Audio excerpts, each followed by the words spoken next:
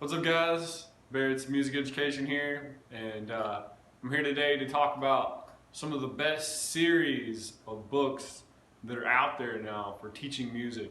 And this series right here, first 50 songs you should play on whatever. In this case, this one's a bass book, electric bass. And in this case, first 50 songs to do learn on electric guitar. And man, they have a bunch of these. So let's dig into it. Let's see what's in these books. So ignore all that business. That's called having a business and having paperwork and putting it all in one place. So if we look at just one of these books, let's check out the electric guitar book first. First off, it's just a very nice aesthetic cover. The main thing that I like about these, they are Hal Leonard books. But they're not. So here's the funny thing about guitar method books. I've got lots of them. There's the Essential Elements method books, and there's the Hal Leonard old school guitar method books. But I tell you what, guys, for learning and for like actually making money as a music teacher, these are excellent because they actually give students songs that they know. And it's not like the old school Mary Had a Little Lamb or Green Sleeves or whatever, which is still cool, nothing wrong with it. But 50 songs, 50 pop culture songs that kids will actually know. So if we just get right into this, we can see that right away it gives you tab information, and it also gives you chords. And it gives you the chords for all the songs right on top. And from my experience, this book has been very well written. I mean, every now and then you'll find a mistake, but man, I tell you, this series is I'm finding is really good. So like here, you'll see your chord progression, and it'll give you the whole form. It gives you the lyrics, and yeah, it doesn't give you a guitar solo though. If you're looking for guitar solos, you probably want to not use this book. This is more or less a lead sheet with some tabbing. But it does really well by not only showing you the tab, but also giving you the chord that would be behind the tab. And just look at the wide variety of chords that it gives you for each song. They're pretty in-depth chords. I mean, you'll find sus chords and sevenths and ninths, all sorts of things. So the author really took an effort to make it more realistic instead of just saying C instead of C add 9. And here you can see, here without you is a picking part, right?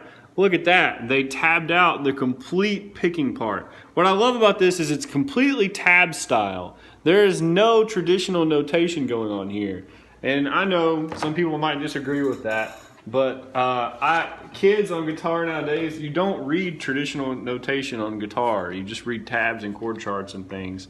What's cool is in the bridge, or usually when you have a strumming pattern, they'll give you some sort of rhythm to go off of for that strumming pattern.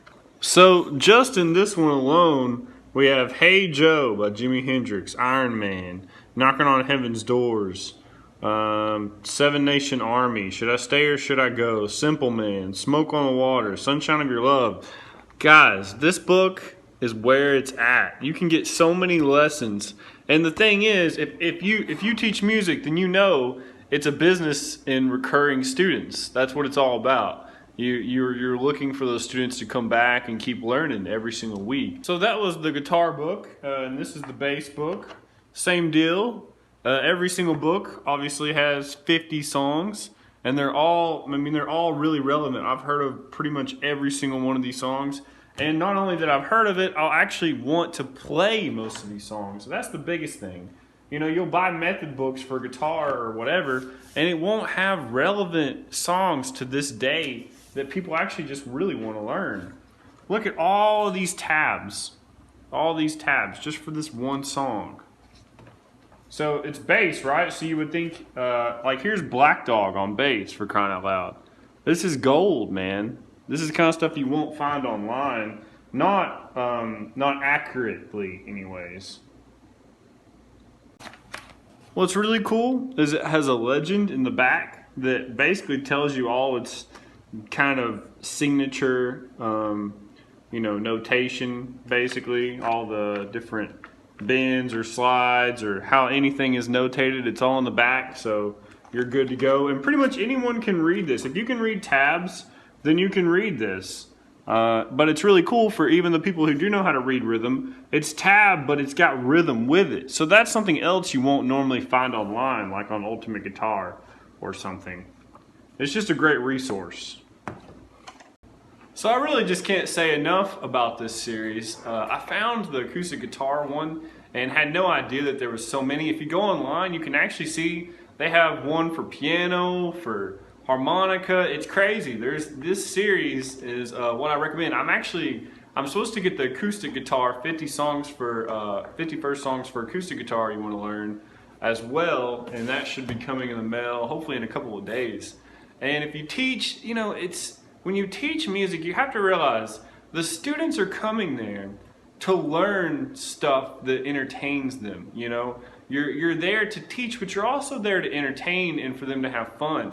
And there's nothing better than to have a book where the student is actually going to have fun with the material that they can learn. If you're one of those teachers that sits down and just explains things all day with theory and stuff, that's great, but you're not going to keep students very long doing that. Now, I say that because a lot of students' goals don't have anything to do with learning music theory. And really, when you teach, at the end of the day, it has to do with the students' goals a lot of the times. I mean, obviously, if they're real young, they're not going to have goals per se.